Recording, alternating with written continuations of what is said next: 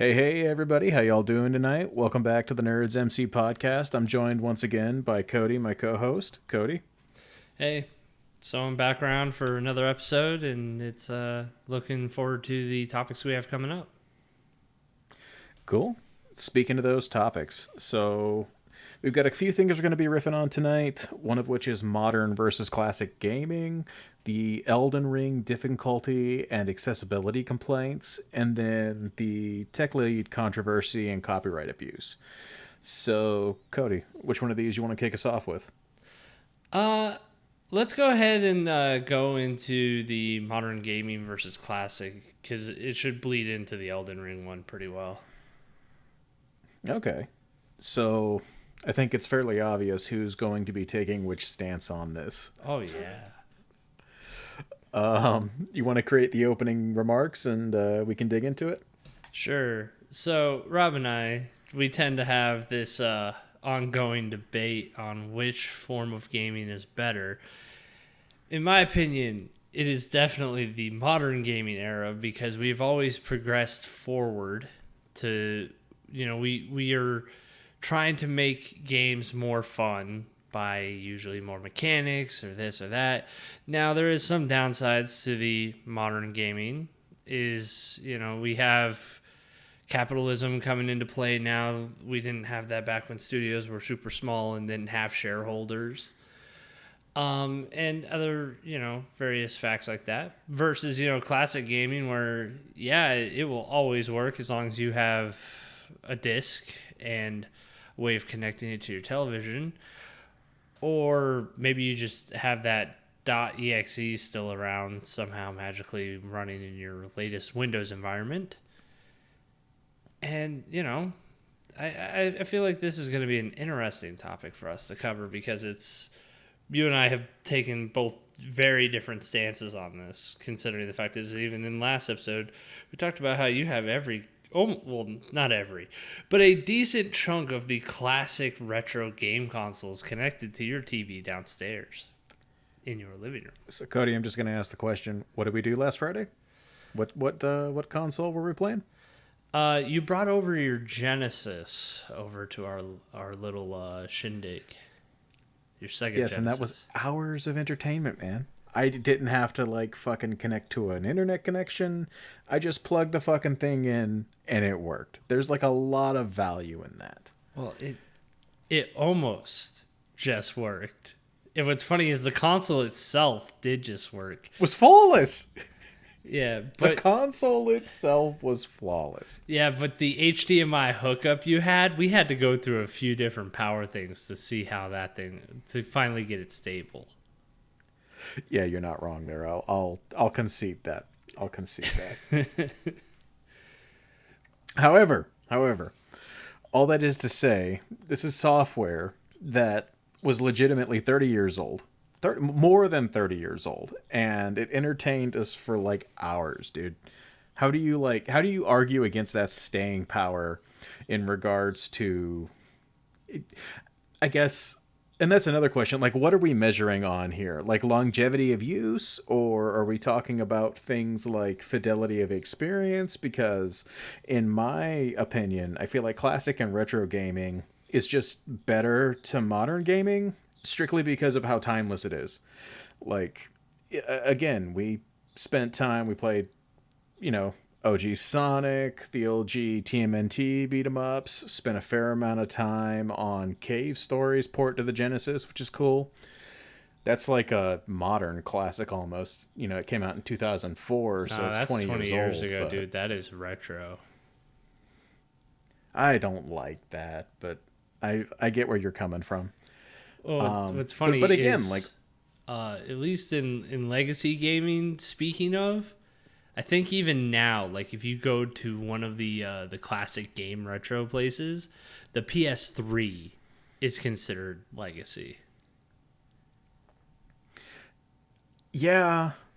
I mean, from but what makes it legacy? That it runs off Blu-ray discs.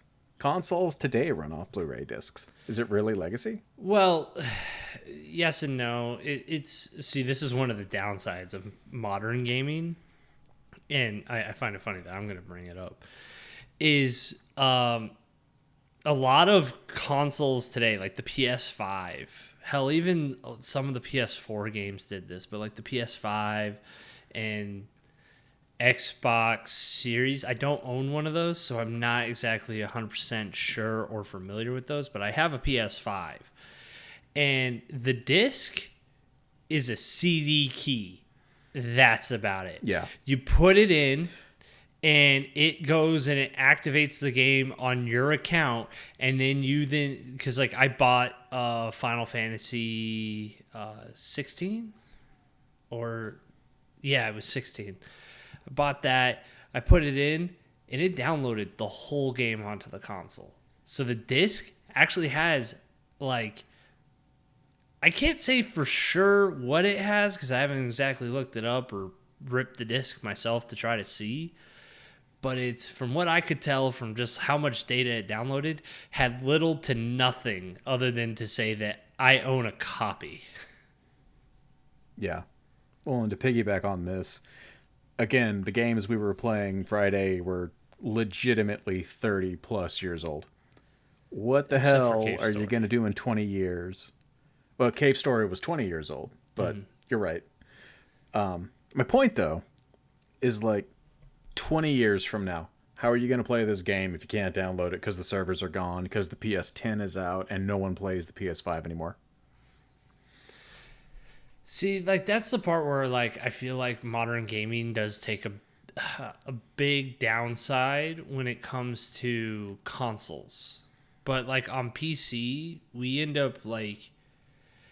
So, I don't condone piracy, but if it is the only way you can get your game again, like, let's say, 15, 20 years, you know, if there's no legitimate way to download it, somebody else has had it backed up on the internet. That's fair. That, But or at maybe that you point, ripped you're it working yourself. around. Yeah. But again, like, you're working around the structures that exist that make modern gaming modern to get access to these things ultimately, because that's like an old school mentality. It really is. But Like, you in an also, ideal sense. we're Go already ahead. coming across this a little bit with classic games too, though, right? Because, like, hell, even Nintendo, they've been going at it with lawsuits and taking ROMs down left and right. Like, Vim's Lair is basically a shadow of its former self. And Yeah. it's one of those things where it's, even these old retro console games, you have to find a copy. And Dude, I have a bunch of carts downstairs on the NES. Like, I've got so much physical media. Like, that's my point. Is like, I have that media. Like, I can always go back to that stuff. if you have it, but it's like, let's say, Yes. like, for some reason that card failed due to a component dying or something else along those lines. Or, you have kids, although, albeit your kids are much older now and probably aren't actively destroying things, but I know toddlers will sometimes do things. True. And it's, what happens when that copy is destroyed and then you have to go find another. And the thing is, if it's, a bunch, like, a lot of the games are going to be easy enough to find on, like, eBay, but, like, Super Mario Bros., like, whenever I see that up, like, I'm sure there's probably copies out there that are cheap enough and decent enough to play. But, I always see it in the news because I don't go seeking for this stuff. But it's like, it's sold for hundreds of thousands of dollars. Yeah. I No, don't, that is a legitimate problem when it comes to physical media. I don't know about you, but I ain't got that kind of capital. At least not just Oh, like no, at the no, no. ready. Hold on, honey. I need to sell my house. I want to play the original Sonic again. Exactly. See, so, like, this is where I'm, like, modern gaming, we are kind of, like, coming to a place where I think things are going to be changing, right? Um, because you see it where, like, Nintendo Switch, if you pay for their their online thing, you have access to their virtual consoles, right? Where you can play Yeah. NES and SNES, and I think even Game Boy Advance games are on there now. But like eventually, even on these modern systems, you're gonna have the classic games come back, albeit you're gonna have to buy it again or pay for a monthly subscription. Because like even the Xbox Series X and S, when I was talking with my coworkers who have them, they were telling me that there's some Xbox, like OG Xbox titles that you could still download and play on these uh modern day consoles. Oh yeah. I mean, I'm going through that right now actually. Like, so last episode we talked about Panzer Dragoon and how I'm a big fucking fan of it. One of the reasons why I picked up an original Xbox was twofold. One, like I think I said in that episode, my wife's a Halo nut. She like wanted to own it. It's a Halo edition original Xbox. But for me, one of the things that I was really excited about was getting to play Panzer Dragoon Orta again. Like that game has only ever been released on the Xbox. So the only way to play it to this day is the OG Xbox because they never put it down on backwards compatibility. So even though I have a Series S, does not work. But Yeah. again, my argument on this is I can do that right now. Like I can go buy an old console, buy an old copy, and then relive those experiences. 10 years from now, if I want to play Halo Infinite and they've decided it's not profitable to keep those servers up, I won't be able to. Well, I mean, you won't be able to play the multiplayer, but I think the campaign will still function. Yeah, but like, how do I get a copy? To your point, like, the only thing on the disc was a license. If I can't download it again, what do I do? Oh, you're talking about like how like the Wii U eShop and the 3DS eShop just got shut down by like Nintendo, like that kind of down. Yeah, because it's the thing is like the storefronts. I've noticed that as long as they're up, they will let you download things, right? Like for the Oh, longest yeah. time, Sony had. They might still have. I haven't gone back to verify, but they might still have like that PS3 eShop available. No, the PS3, PSP is dead. They tried to kill the Vita, and there was so much backlash, they kept it up. So it's now Vita 4 and 5. Oh, okay. Yeah, see, like, as long as the storefronts are up, you will be able to download it. But the Yeah. thing is, if like the storefront's down, but I guess like this is starting to shift into from modern classic gaming to console versus computer because like I have computer games from the '90s that I still play today because Oh, yeah. I just put in the disc or well the ISO that I have ripped to my NAS because I no longer have a disc player on my computer, but I just mount it and install the game still. Like that's how I play the Elder Scrolls Anthology, which, by the way, the people out there that are really into classic gaming, Rob, you too, if I remember correctly, on Steam, Daggerfall and Elder Scrolls Arena are both on there as free to play. Great games. Yeah, so you could just go add those to your library. Though I don't know how well they run on modern day hardware. You may have to find some I compatibility mean, later. fire up VirtualBox. Just throw XP in a VM. Those games are so old, most modern hardware can run it, even in a VM. But anyway. But again, like, PC is almost like the idealistic version of what consoles want to be. But because of the way consoles are generational instead of a steady curve up, we'll never get there. To your point, we're kind of veering off. But just to make the case, the only reason the PC model works is because of places like Steam. I don't know if you remember back before Steam was a thing and the proliferation of online storefronts, but I remember having like hard copies of, Diablo 1, Diablo Hellfire, StarCraft, Warcraft, the original RTS. and like you needed those physical discs because if you didn't have them, you didn't have a game. And like that's Unreal, Quake, etc.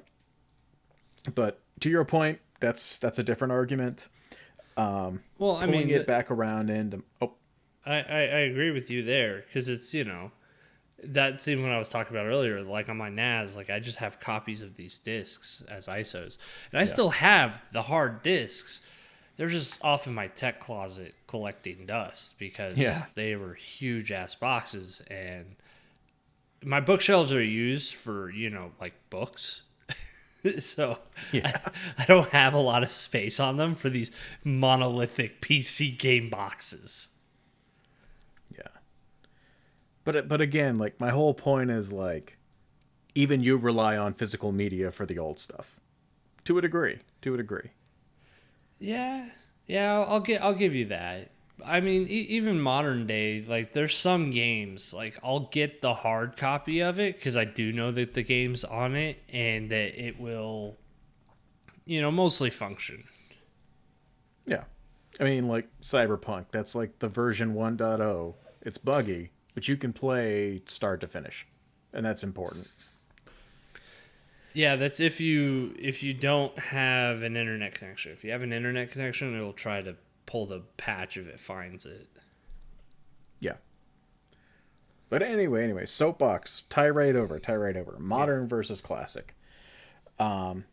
So what I find interesting is ultimately what you prioritize. And again, we kind of had this conversation Friday, but it's like I personally really appreciate the party aspect of things and the quick, fast, repeatable gameplay elements. So like a lot of the games that we played that night were things like beat 'em ups, shmups, just stuff you can jump in, jump out, pass the controllers around, have a good time. And I feel like modern consoles and modern gaming as a whole doesn't really do a lot for person to person co op. Like if we tried to pass around controllers between, me, you, and our friends, and we were on like a modern Xbox, I don't know of any games really that support split screen. So like to me that is drastically important and like couch co-op as a feature is basically dead now and that's really sad to me. Yeah, well, it's because like we've gotten to a level of fidelity, right? Where so a lot of these split screen games, it's two cameras and like they're rendering all of the content in front of them. And if like both players are looking at the same thing, yeah, that's easily optimized, right? Only render it once and show it on both screens. But you have like this problem of what happens if they put each other back to back? They're now loading that whole world. And back in the olden times, like these games weren't very intensive. Like they loaded the whole world anyway. I want to challenge that. Really? Think about Gears of War or Halo 3. Those aren't technically demanding games. The original Gears of War is not technically demanding for the hardware of its time. Not really. I mean, correction. Yes, Bro. for yes, at the time the Xbox 360, but it was heavily optimized for that, right? But Okay, Halo 4. but here's the thing. There's a difference in how things are rendered. Like I could be wrong about this. I'm not a game developer. But like, this is stuff that I've heard from like interviews and stuff, is those were the times where when you were hitting the loading screen, it was loading the whole world. It was loading all of the objects. It was loading it all ahead of time, and then you got dropped into the world after it was loaded. Versus now where we have selective loading because our games were just reaching to a point to where now nothing can really keep up with them.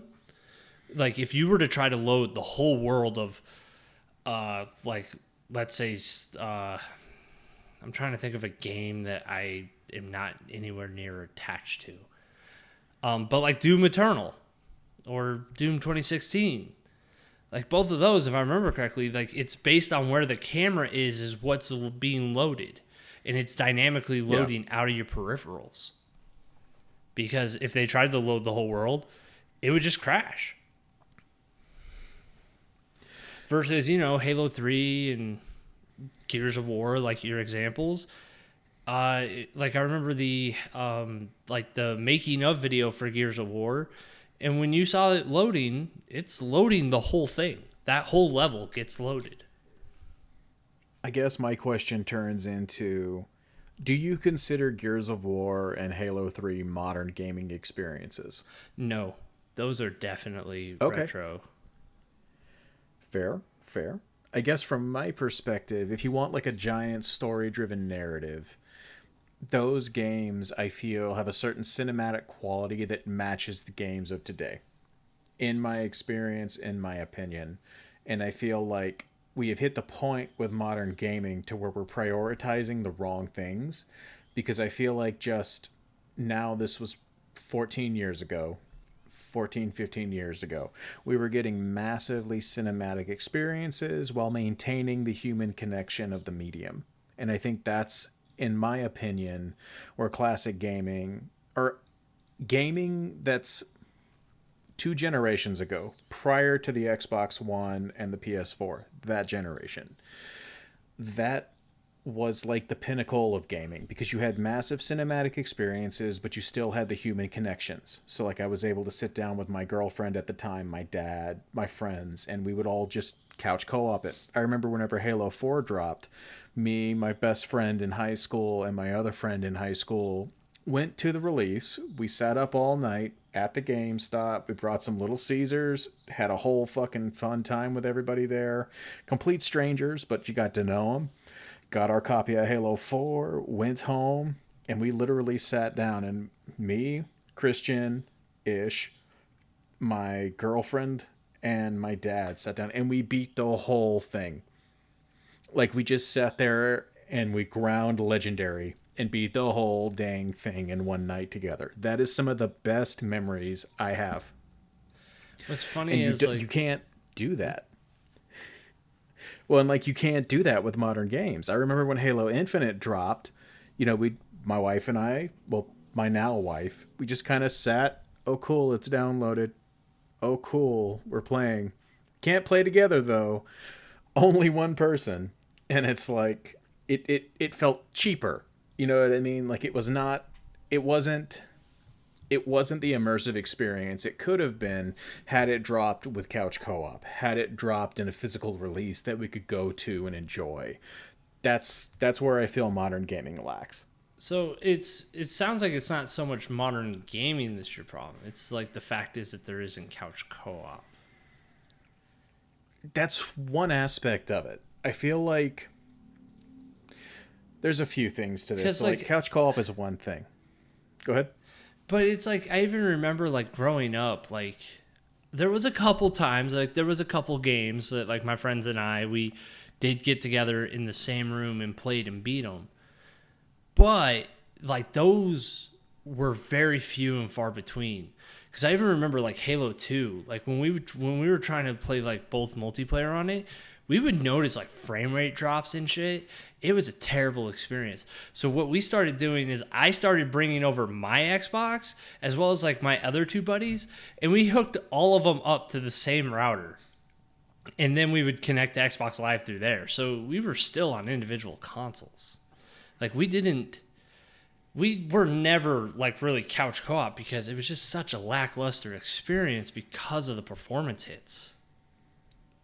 Yeah, but like, you can't even do LAN parties now. I mean, you or at can. least not that way. I've Yeah, but you're all done going through the plenty of LAN internet just to parties. reconnect. Yeah, but you're all going through the internet just to bounce back and reconnect. It's not the same thing. Well, you're probably not bouncing back. You're probably just connecting to the server, and the server's then coming back with information. Like, it's very rare that you're actually going to stream each other's content to each other's screens. Yeah. I mean, yes, I get that. But all that is to say, that is like one aspect of gaming that's changed. Another aspect that's kind of come up is the homogenization of gameplay. Like, when was the last time you played a shooter with a unique control scheme? See, like this is the part where you and I are not going to see eye to eye, because the thing is I like the fact is that they are all a unified control scheme, because I don't have to learn the controls. I just jump on it and I experience the game without having to learn it. I just kind of know how it works. Now, there are parts that I will still have to learn, like, like the different stats, like the different way that your character moves and stuff like that. But I know it's going to be WASD. I know that G is going to throw my grenade. F or E is going to be interact, and so on and so forth. It depends if the game has lean mechanics, because that'll usually be Q and E. But like again, like I could just kind of spout that stuff out because I just know it. And to me, that is a valuable thing, because like I didn't have to spend like the first 45 minutes to an hour futzing with settings just to get it right. Because back in the day, like I used to go back into all my settings and I made every game play the same anyway. That's fair. But I guess what I'm more leaning into is, and I'm going to use a couple of things to kind of show. Unified control schemes are good. Mouse to look around, WASD to move, that all makes sense.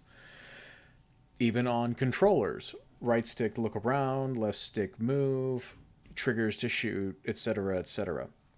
Where things are becoming homogenized in a way that I don't think is good are things like feel of the game. So, like, I'm going to use 3 games. I'm going to use Halo, Call of Duty, and Bioshock. Halo was a unique way of doing a shooter. Prior to, I'd say, 4, 1 up to Reach, all had very unique feel, a very Halo-esque experience. And I think you saw that kind of maintain with Bungie into Destiny for a bit prior to the turnover that's happened there. And again, the homogenization's kind of taken effect into Destiny back whenever I went into Destiny 2. This was years ago, though. If you look at Call of Duty felt like Call of Duty. You had to pull into the snap shooting, etc., etc. And then Bioshock felt like Bioshock, where you had the plasmids and everything. There were different activities that went on inside of the game. Each of these games used the same core controls for looking, shooting, and manipulating things, but they felt completely different. If you come in now, play Halo Infinite, the latest Call of Duty, and Bioshock doesn't even exist anymore because Ken Levine went off the deep end. Like, they feel very similar to me. Whenever I play Halo Infinite and when I play the latest Call of Duty, the gameplay feels almost identical with a different set of paint. I don't know that that's good. See, like so that's where I'm, cause you called it like, homogenization of like the control homogenization, but like those aren't controls; those are more gameplay elements. And yeah, there are some similarities. I'll give you that, but I don't know. Maybe it's because like I play video games like all the time. Not saying you don't, but I definitely put in at least like a whole second work week into my video games, because it's like 40 hours at work and then usually 40 to 60 hours of video games per week. And those games feel very different to me. Like I can tell that I'm playing Halo Infinite versus Call of Duty. Now, yeah, there is some gameplay smoothing that's happening. Like, yeah, the character speeds are probably more similar. But like Halo Infinite still plays vastly more different than Call of Duty, right? That's fair. And maybe it's, because like you were right, because like back in the classic days, we had it where every game was a huge shift. Like if you look at Halo 1 to Halo 2, like I remember my friends and I, when we saw like Halo 2's like clip at E3, long live E3. Like we saw like where Master Chief picked up a second SMG and was dual wielding. Yeah. We all lost our shit.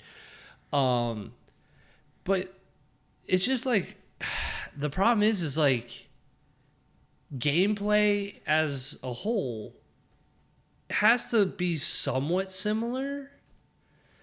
Or it's not that it has to be, it's the fact is that if you go too different, you lose players now. Versus when we were kids, like that's how you gained players. Now companies are looking at how do we get new players and how do we retain these players. And the problem is if you shift it too much from what they know, you end up losing players in the long run. Well, and you opened up with the aspects of commercialization and its stifling gameplay. Like, I think that is ultimately the problem here. Is we have a medium that was originally an art form that, justifiably so, was argued to be a piece of expressionist art that has now kind of become commercialized, and the demographics that are targeted and the people that are appealed to have changed. And I think that if it's not obvious, I don't think modern gaming is bad. I just don't think I'm the target demographic anymore. I think I'm going to, I've kind of moved into the realization that there are a few games that appeal to me, and there are a few that I come back and play consistently. But as far as modern stuff goes, I'm just not who they're wanting, which is totally fair. I want like unique gameplay, unique elements, things like that. And I guess it's just not a priority. Don't know that it's necessarily a point for or against either, but it really depends where you're shopping and where you're looking. Because like the thing is yeah, if you're talking about like these AAA exclusives or even just AAA games in general that are high fidelity or well not even fidelity, right? Like they are like IPs that have millions or billions of players, like Call of Duty, they're not going to shake up that formula too much because they don't want to lose the player base they have, but they do want to shake it up a bit just so that way it doesn't get stale. But if you look at the indie world, right, like there's like a whole class of indie games, like they don't have that player base. They don't have like the what do you call it? The shareholders that are behind them chirping in their ear about how they need to grow their numbers. They can go out and they can do these risks, right? Like there was like a couple years back. I'm gonna shout out a game because I think it's excellent, and I picked it up on Itch.io, and it's called Skatebird. You literally, it's like Tony Hawk Pro Skater, but you're a fucking bird. Though there is like a bunch of different birds, a bunch of different skateboards. But again, you would never see anything like that in the AAA space. But that's kind of the beauty of it is because they don't have the same requirements. They could go out and take that risk. Because, if that game becomes super popular, now every other publisher is going to try to do their spin on it, right? Because like that's also another thing that we have in gaming is we do like to copy each other, and like it's not like a plagiarism way because like we do go out and we tweak it a bit, we try to make it our own, but at the end of the day, like as indie games are going out there and discovering what works that's new, you're going to see that stuff pop up in AAA games. I mean, you're not wrong. I feel like just to list off of a few that are like top of mind for me in indie games, there's, Buckshot Roulette, Among Us was very influential. I feel like, oh my goodness. What is the game that was made by Zeekers? Lethal Company. There's a lot of games like that have come out in recent years that have kind of reimagined what gameplay looks like, what mechanics look like. And you're right in that AAA studios are no longer, in my opinion, the front runners on what innovation is. It's kind of come down to the individual person to kind of build out what these novel experiences are. And then they either get bought up or cannibalized by these large companies. Or if the market is small enough, they're allowed to live. But it's kind of interesting how that exists now as the paradigm. What I also find fascinating, and I don't know about you, but I was a big fan of Supergiant Games growing up. I believe that's their name, but Bastion, Transistor, all of those titles, those are awesome. But even they've kind of gone away from what made them unique with Hades in those games. I just not a fan. I love all of their work outside of Hades, to be clear. And I've heard really good things, just didn't quite grip me. But all that is to say, I agree with you in indie games. They're kind of now where novel gameplay is championed and created ultimately. But again, it's like modern gaming creates this situation to where AAAs are no longer doing this. And maybe to your point, 20 years ago, these AAA studios were at the time at the indie level, and that's why they took those risks. I don't know. Yeah, I mean, it's just it's part of the game, right? Like you were Yeah. small, you're now large. Microsoft, owns like a bunch of studios now, and they have shareholders at the end of the day, and shareholders are going to be like, why is that number not pushing upward? It's just a damn shame to see so much IP get left behind, dude. Uh, I mean, that's also another thing, right? Is this is something else that I don't like about modern gaming. Um, we keep IPs alive forever and ever and ever and ever. It just And then you kill off other ones. Like look at Rare's back catalog and what they have. What could be made with like Banjo Kazooie or Conquer or Killer Instinct. Like the last thing that Killer Instinct got was the release in 2013. That was 11 years ago. It was massive. Like why is there not more Killer Instinct? fighting games don't sell well, I guess. I don't know. I'm not much into Tell fighting that games, to so I don't follow that SNK, scene. Capcom, so many freaking games that are out right now, man. With like the new Street Fighters, the new Mortal Kombat's, the new Fatal Fury. Like there's so many fighting games coming out that are just huge. All that being said, Cody just made all of my arguments for me. Classic gaming is better. Long live the old consoles. Thank you, capitalism, for ruining one of my favorite mediums. Uh, I don't know. I still feel like modern gaming's still better, just because like we are. That's fair. I'm still getting new Halo games, like Halo Infinite. I thought Yeah. the campaign was decent. I wouldn't say it's great, but it was decent. It's the best 343 Halo for sure. Oh, true, because they built Halo 5, didn't they? Built Halo 5, built Halo 4, and they built Halo Infinite. Ah, okay. Yeah. But okay. All that is to say, classic versus modern, I am positive we will revisit this conversation again. Oh, But very much so. leading into our next subject, Elden Ring difficulty and accessibility complaints. Kick us off with this one. I know a little bit, but I'll follow your lead. Yeah, so this kind of cropped up with the DLC because the DLC just dropped or late last month. It's been out for I think 2 maybe 3 weeks now, and it got review bombed on Steam because people were getting their asses handed to them in the DLC. And I gotta say, this.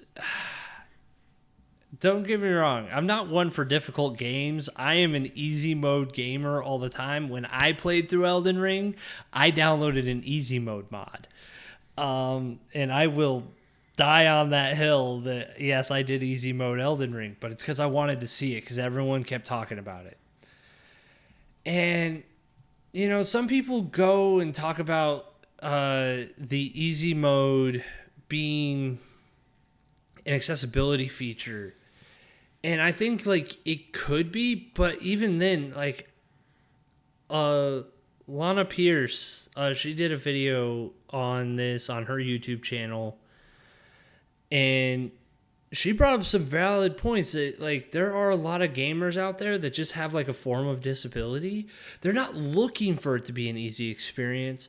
They're looking for it to be still a difficult experience, but doesn't necessarily have something that's gonna trigger their disability. Like if you have carpal tunnel, maybe mashing a button too much will cause it to flare up, right? So how can we make it so that you don't have to mash the button and stuff like that? So there's two parts of this, right, where there's difficulty and accessibility. I think that they're both totally different arguments because of the point I just made. Yeah.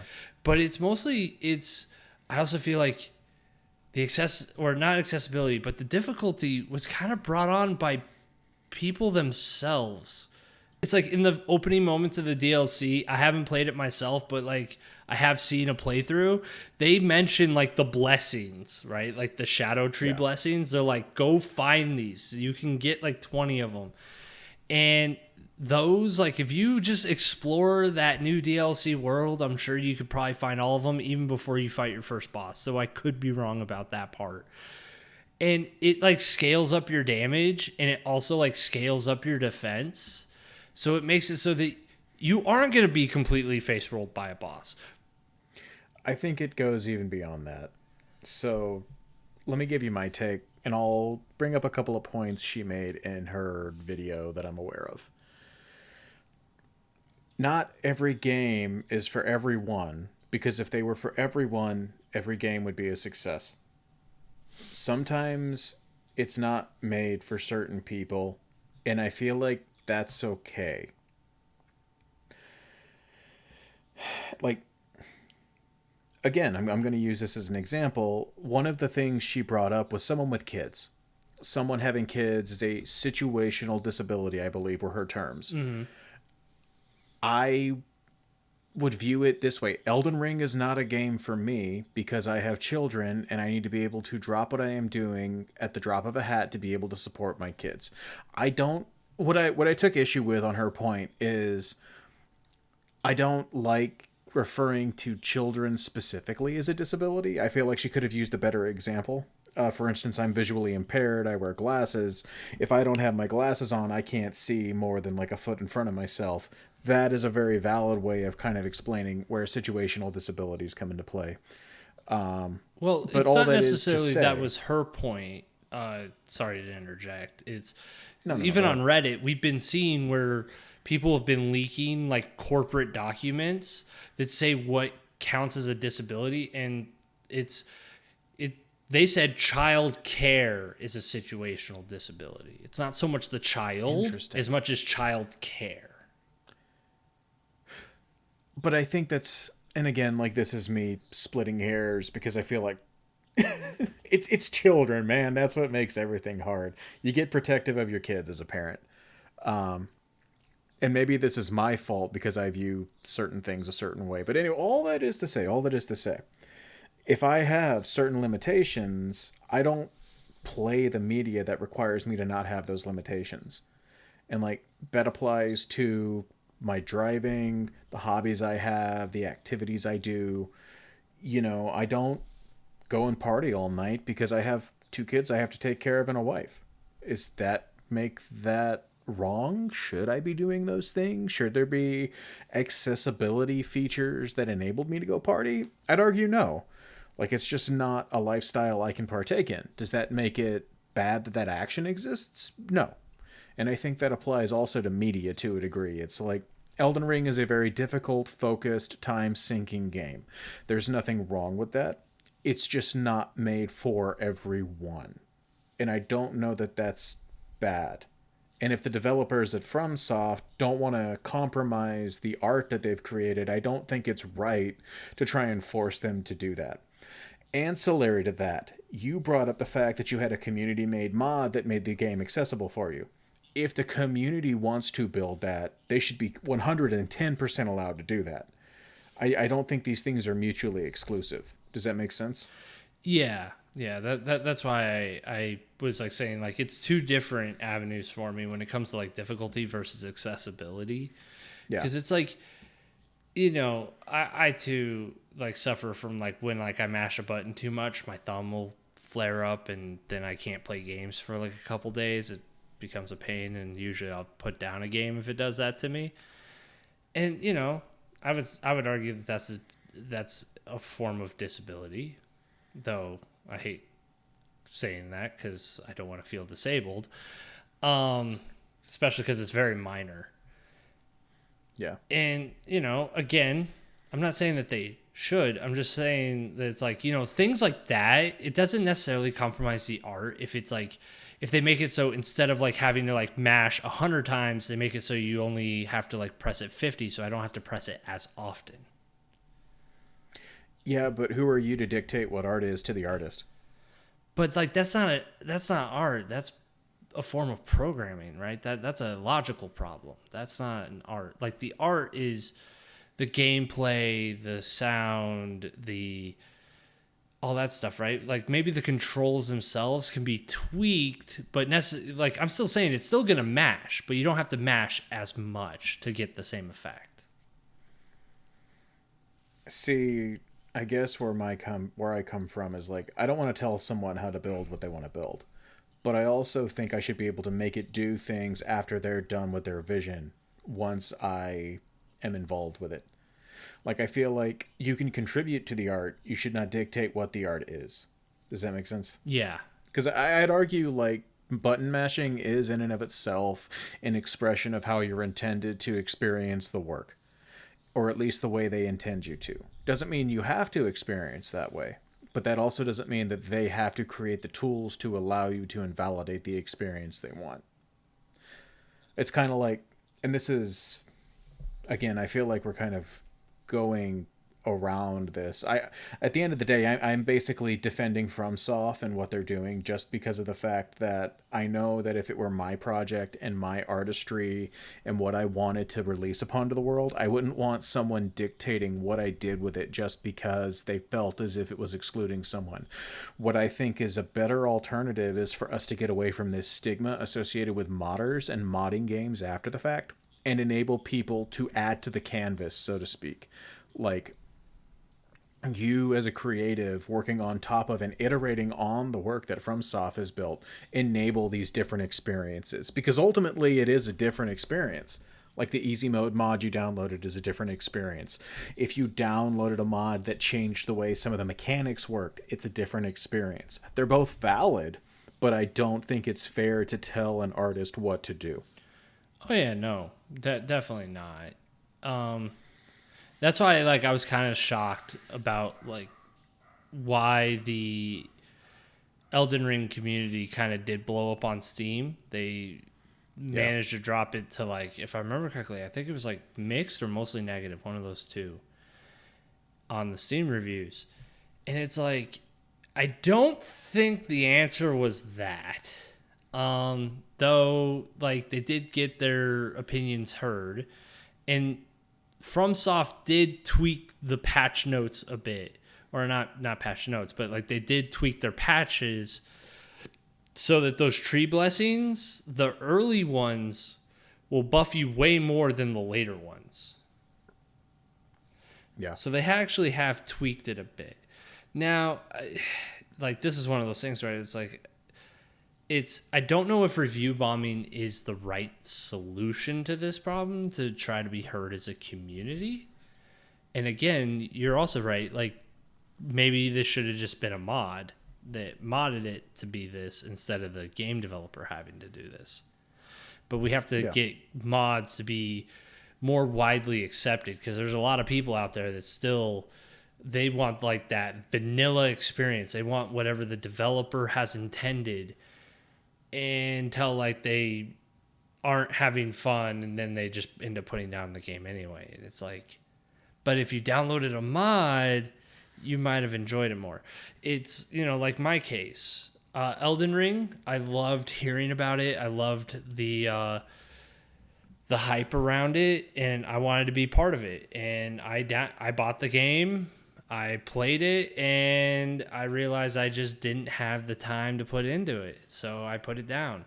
And then when the DLC was getting ready to come out, again, all my friends are on it and chatting about it. And this time I was like, I'm going to find a way for me to fucking do this. And I tried to play it again. And, after like 15 hours of grinding, I went, okay, there's got to be a better way. And then that's when I found the mod. And, it's again, there's kind of like this stigma that, like, I'm kind of saying it loud and proud here because I know that if anyone listens to this that also downloaded that mod, like, they were ashamed of it, right? Like, they were trying to hide it. They didn't want their friends to find out. And it's like, no, you modded the game to make it more fun for you.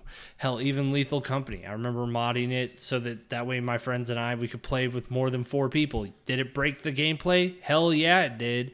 But we all got to play and get hilarious stories out of it. Yeah.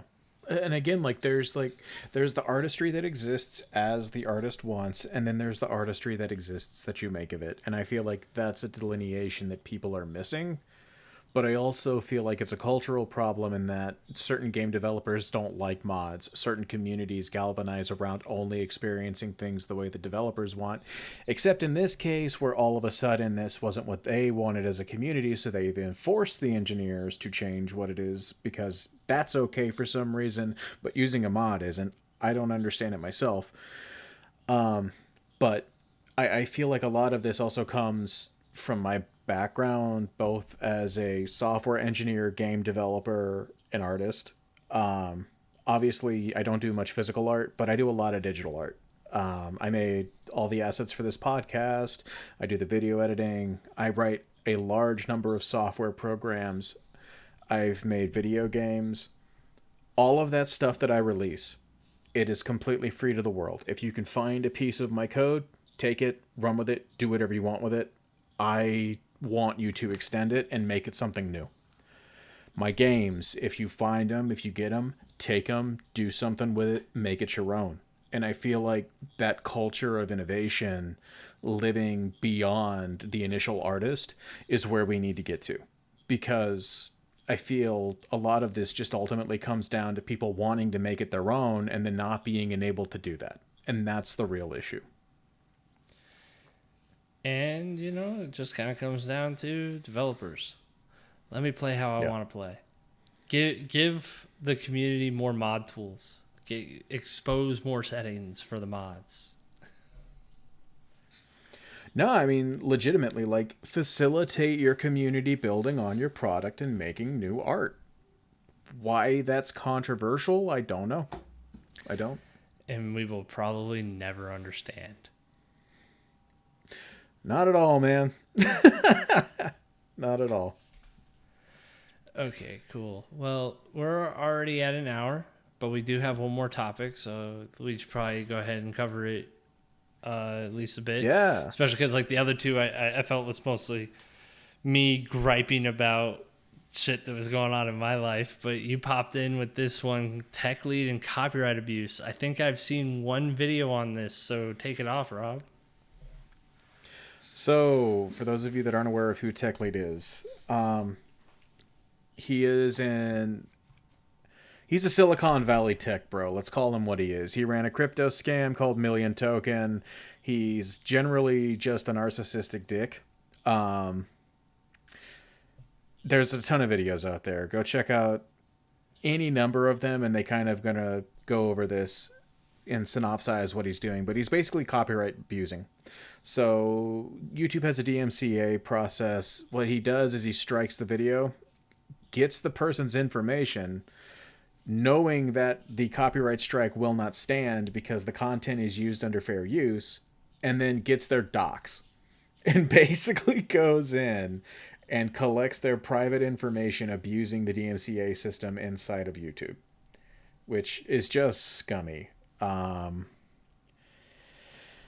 And it leads to an interesting question. Like these systems inside of YouTube, copyright abuse as a whole, Techlead is symptomatic of a broken service ultimately right now. And I'm curious to get your thoughts, Cody, on one, tech bros abusing copyright to dox people. That's kind of messed up. So I want to get your thoughts on that. But more importantly, copyright as a whole, what are your thoughts around the way things work inside of the current system? Yeah, so man, this is such a tough one because I do feel like artists. So I'm gonna just start off on copyright as a whole, but it's I feel like artists do need a way to protect their art, and this is for any form of art, such as even if it's not so much as artsy as what people would consider art, like programming. But I've spent a lot of time on a web page, making the CSS just perfect. And I feel like, that hard work should be protected. But I also feel like our copyright system does need another pass over because it is ripe for abuse. And as we're already kind of seeing with Techlead, like I saw a few YouTube videos that that were showing the claims and also were backing it with evidence. I haven't seen anything from his side yet. I was kind of hoping by the time we recorded this he would have, but he didn't. So I'm going based off one side here, and it's it's one of those things, right? Like you could just kind of DMCA and then only if they ignore it, like really go to court for it.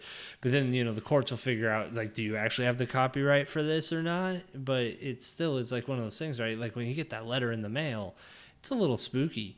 But in this case, Yeah. Techlead's kind of using it to try to pull, at least from the allegations I've heard, he's trying to pull personal information for YouTubers, like, out of this.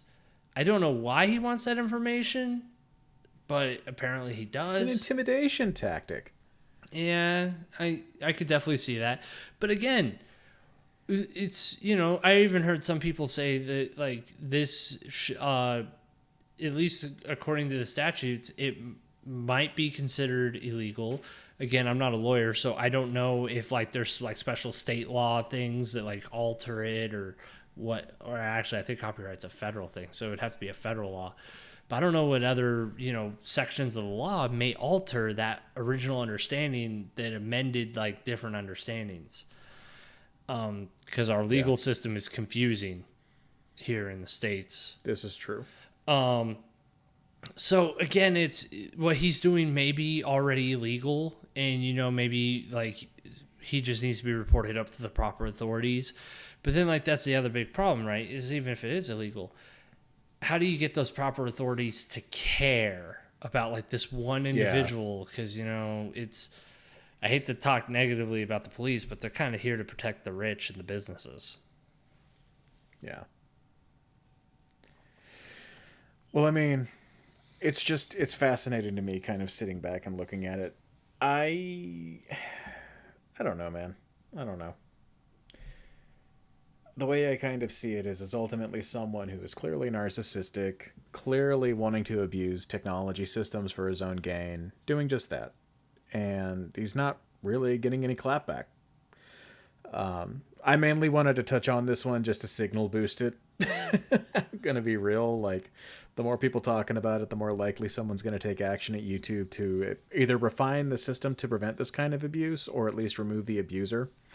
I hope he's not, like, booted, because at the end of the day, I don't want anyone deplatformed. Because it's easier to make fun of people when they say dumb things and everyone can see it, instead of, they're off in their own corner saying these dumb things and no one's there to watch it.